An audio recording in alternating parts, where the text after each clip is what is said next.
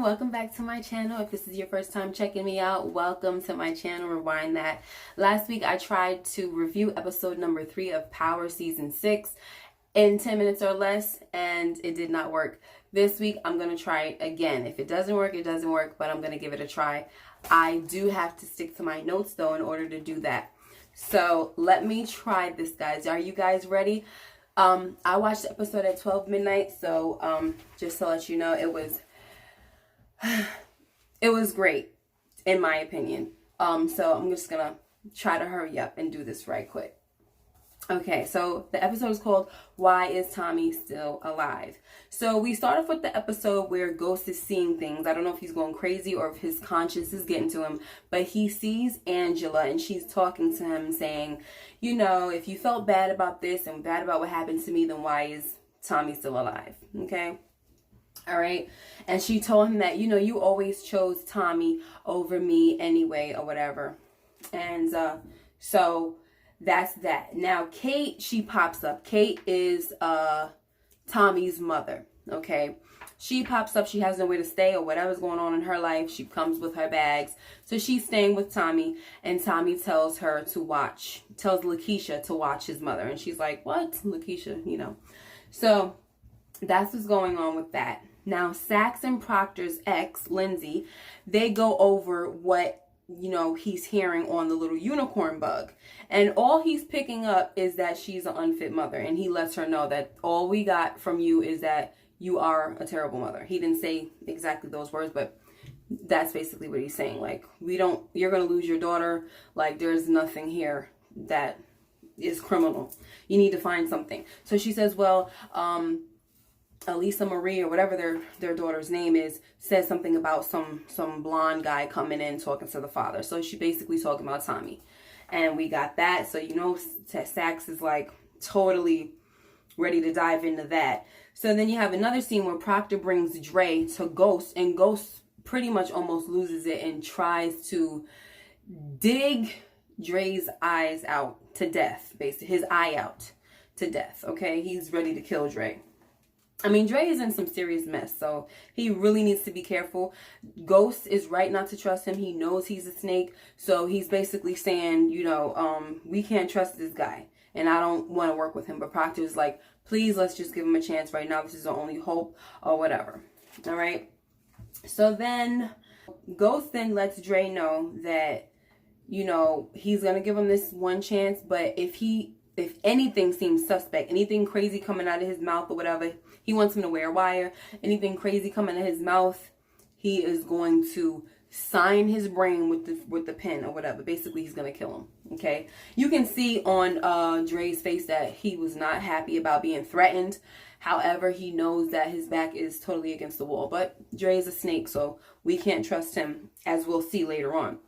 So then later, Tasha meets this guy named Q at the daycare center. He's a parent. You can see the physical attraction between them, and we'll talk about that a little later also. Meanwhile, Ghost meets with Jason's men, and they're telling him, you know, you need to pay up or whatever. And Ghost is telling them, listen, you need to tell Jason that I can't keep doing this because I'm losing money. It's either I can't do this anymore or he's going to have to lower down the price because I got to keep my business going. I don't have it to give the money to him. And the guy's getting all up in Ghost's face like, oh, you're going to pay. That's not our problem, whatever. And Ghost is getting right back up in his face like, you know, like, come on now. So anyway, meanwhile, Ghost tells Tate, after this, the whole meeting with them, with the Serbs, he tells Tate to shut down, you know, a whole block or whatever. We don't know what block he's talking about yet. Then we later find out what he was talking about. Let's see if that's coming up. But first, before he did this, Tate's like, oh, I don't know if I can do it. Then Tommy Ghost is like, come on now. You can make some calls. I've seen you do a lot of different things. Make some calls. So Tate is like, okay, I'll make some calls, but just promise me that it's not going to backfire on me. And Ghost said it won't. So, you know, Tate comes through. And then we have another scene where Tariq goes and he steals weight from Tommy. In the meantime, while he's hiding, Tommy's crew comes in and they're arguing. 2-Bit and the tall dark guy. I don't know his name. I'm not too good with the names right now. But they're arguing and Two-Bit is like, I'll kill you, whatever. Something's gonna go down with them, I think. I think they're gonna wind up killing each other or something, because they keep showing that they don't really get along, and Two-Bit is always so quick to try to shoot this guy. And you know what I mean? And the little dude, I forgot his name, Spanx or whatever, always gotta break up the fight or whatever. So anyway, I'm keeping my eye on those two. Something's gonna happen, I think. Okay, so later on, Tommy and his crew find out that they're trapped in the warehouse, or their trap house, whatever that is, their warehouse where they, you know what I'm saying, they hold their weight and everything, and they have their meetings. So they're trapped, and it's because, well, we find out that it's because Tate is the one that made the call to shut things down. So then Tommy and his guys get in the ambulance, and they make their way out of the trap. Meanwhile, Ghost is out there lurking, and he sees this, and he rams into Tommy, and he basically makes an attempt on Tommy's life, which is so unrealistic because he was so close, like he was close range on Tommy, and for him not to succeed in the hit, that was so stupid. And then the whole shooting him and he didn't get hit, it was just dumb. So then he gets arrested. I'm like, wait a minute, I know they ain't just closing on him and he's going to be arrested. So I kind of knew that wasn't something real where he was really going to be arrested. They wind up being Tate's men. When they take those guys, the feds, whoever they were, they take FBI guys or whatever, they take Ghost back to his office, and Tate is in his chair, and he's like, Ghost is like, what are you doing in my chair? And, you know, Tate trying to act like he a big man, talking about, I told you, don't play with me or whatever. Like, don't get me involved in certain things. I knew I couldn't trust you. And he trying to tell him, like, you know, you better stop. Whatever you're doing, it stops now. And all of this crap. If I didn't save you, you'd be dead or in jail. You know, whatever. He trying to pressure Ghost a little bit. And Ghost had to let him know, listen, I'm that dude. I'm the boss. You stay out my way. Okay? And whatever I do is connected to you, so you need to be careful. Fall back. I'm paraphrasing. You need to be careful, fall back, and you better stay out of my way, Rashad, or else somebody is going to get hurt next time. Okay? So it seemed like Rashad kind of had to cower down and listen. Okay, so meanwhile, right after that, I guess, Ghost sees Angie, and she tells him that the actions make the man, so what kind of man are you? So I think that throughout this episode, him seeing Angie in the visions or whatever, it kind of like drives his decisions throughout the episode. And so meanwhile, Tasha is alone with Q, and they're about to get it on, but she changes her mind. Then we have Ghost and Proctor. They have Dre wear a wire, and Dre is telling Saxe Ghost seems innocent or whatever, you know, so far everything is clean. Saxe, of course, is not buying it. He's saying that's because he doesn't trust you yet, and blah, blah, blah. So then Dre winds up tricking Saxe into saying that, oh, you know, something about the witness, that the witness is getting away or going away or whatever. I'm sorry, I didn't write that part down. So it was a trick to get Saxe, because he played right into Dre's hand, to get him to go to the witness's house, and that's how they got the address, because Dre followed Saxe and gave T-Text Proctor the address. Whew, that was a lot. All right, so we're almost done. It looks like I might make it. So Ghost, he meets with Jason, and Jason tells him that, you know, he knows about the hit that he tried to put on Tommy, and that attempt basically confirmed what kind of man that Jason thought Ghost was, which means that he'd rather him kill Tommy and become his distro, because he's the type of dude for this type of line of business. And Ghost is telling him, no, you need to, either you're gonna kill me right here and right now, because I'm not doing no more of this. I'm not making no hit on Tommy. I'm not coming after him no more. I don't know how true that is, but I think it's too late to be trying to say you're not going to kill Tommy anymore. Like, that's a little stupid, especially after he knows you just tried to kill him. So it's kind of not too smart for him to say that if he means it. All right. So then Ghost tells Dre to go to the witness house with him. They go to the witness house, and Dre's over here telling Saxe, oh, we're at the witness house. We're about to, you know, whatever. I'll let you know what's going on. So he winds up not killing, Ghost winds up not killing Dre. I mean, not killing the witness, and giving her money instead, apologizing and saying you can start a new life. Here's this money, blah, blah, blah. And so they leave, and Dre texts Saxe and says, no kill, stand back, don't come or whatever. So when they leave the house, they pull off, and Dre sees the feds in the rear view, and so does Ghost, okay? Because Ghost probably set up that whole thing. You never know. He is smart. I always say that. He's smart. So you can see that he knows he can't trust Dre. Ghost sees that he cannot trust Dre. Okay. In the meantime, Tommy, he goes to see the mafia dude. I don't know his name yet either, and finds out that Reek is the mafia's guy's supplier.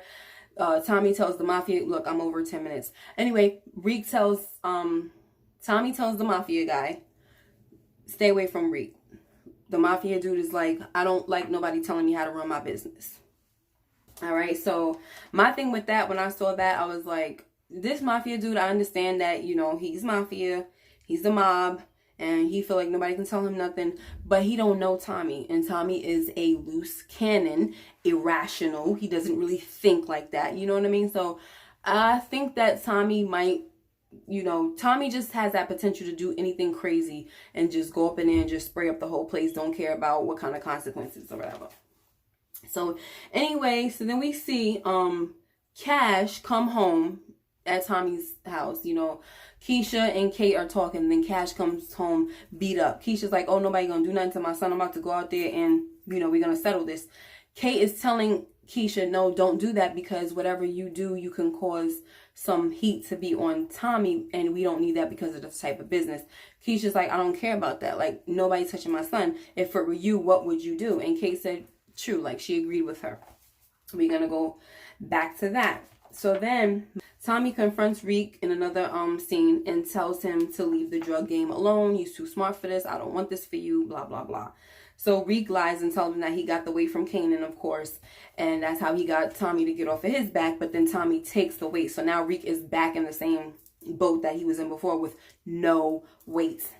All right. So now you have another scene where Kate tells Tommy, this chick is not the one for you, Keisha. And, you know, Tommy doesn't want to hear it. But Kate is like, listen, Tommy, oh, you know, this girl, she's going to always put her son first and everything. She's not good for you, and she's not built for this or whatever. Okay. And his mother is always right. I don't care how much of a cokehead or whatever she is. She's always been right. She's been right about his dad. She's right about this situation. I don't remember if she ever said anything about Holly. But yeah, she's always right. And he, for some reason, only seemed like he don't like to listen to her. It's weird. I don't know if there's a, you know, in the back of his mind, he kind of feel his mother's right or something like that. But anyway, he got some rebelliousness or anger against his mom where he likes to go against whatever the heck she says. All right, so the mafia dude roughs Reek up because he finds out, like, you know, you need to tell me something. This is you're Tommy Egan's godson, and, you know, whatever, and Ghost's son, blah blah blah. And Reek is like, they don't know about what I do. So anyway, long story short, the mob dude tells Reek, you're gonna still be my supplier because nobody's gonna tell me how to run my business. And then we have that. So then I'm long over 10 minutes. It's past 13 minutes, so whatever, but we're still almost done. I did better than last week. So then Proctor, Proctor is waiting at his ex-wife's house with his daughter, and she's late or whatever, right? The ex-wife, Lindsay, she's late. And so Proctor slides like this little letter in her mailbox. So they get into the house, and she opens up the letter, and she sees that she failed the bar exam. And then after that, you know, she's all upset. And then after that, Proctor goes in and says, oh, you know, yeah, everything is going so well with us. I'm so happy for us that we can be, you know, doing this and sharing custody and blah, blah, blah. It makes me also be able to propose to my office assistant or whatever. So he's doing, and I can tell already, he was doing all of this to try to push her over the edge. I already knew that's what he was doing. All right. But I didn't realize it until I went to go watch it a second time, that he did that because Saxe put some crap in his head about when it all boils down to it, who is the judge going to choose? Her or you, who are basically a conspiracy to murder for whatever Angie's title is, attorney, a district attorney, a DA. All right, so that's why he went and did all that, because he was trying to push her over the edge to make her relapse, and it worked, okay? But I don't think he knew it was going to work as much as he thought it was going to work. So in the meantime, Tasha tells Q that she can't mess with him, and Q was like, I can handle, is it because of your ex? I can handle him, blah, blah, blah. And she's like, no, you can't. And I believe Tasha came to this conclusion because she saw that Ghost kind of gave Q the evil eye when he had came to confront her at the the daycare, and he saw the dude waiting, he saw Q, Ghost gave Q the evil eye.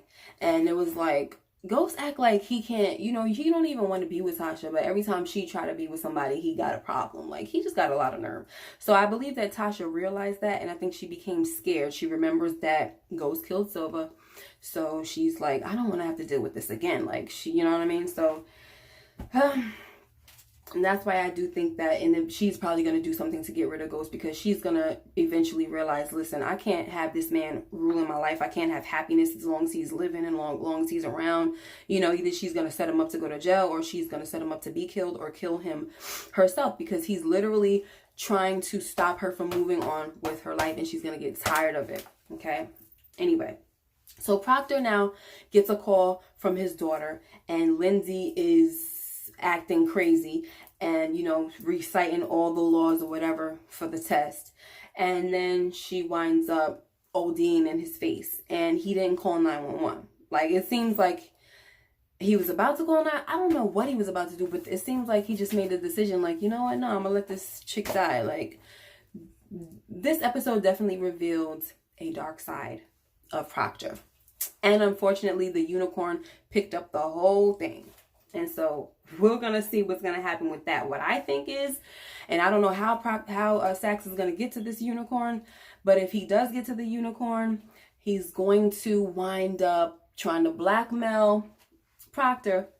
And Proctor's going to have to try to get out of it by giving up Tommy, that evidence that he has against Tommy from when Tommy killed that man in his apartment right in front of his face. That's going to pop up some way, somehow. So anyway, now Tommy lets Keisha know, they're laying down. He lets Keisha know that, she's family and he'll always put her first. So we'll see where that's going to go. We already know that the downfall is going to happen between them. Okay. And then they end. Ghost tells Angie that he's trying to change. He's sorry. He feels responsible for her death and responsible for a lot of other deaths. And, he wished that night he saw her at the club, that, he would have just kept it moving, and because then none of this would have happened. And then he also tells her, I am trying to change. I didn't kill the witness. And she says, you will. She's basically letting it be known, like, I know you, Ghost. In the end, you're going to do what you got to do. And that's what I took from her, saying, you will. And that was my recap, guys. It definitely took me over 10 minutes.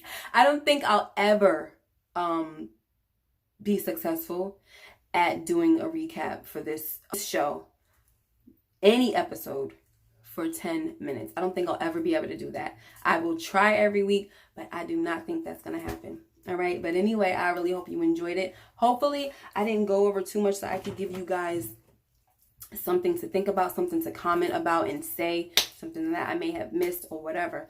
And so I just really appreciate it. I hope that you guys enjoyed it, and make sure you like, comment, and subscribe. Hit that notification so you know when I post another video.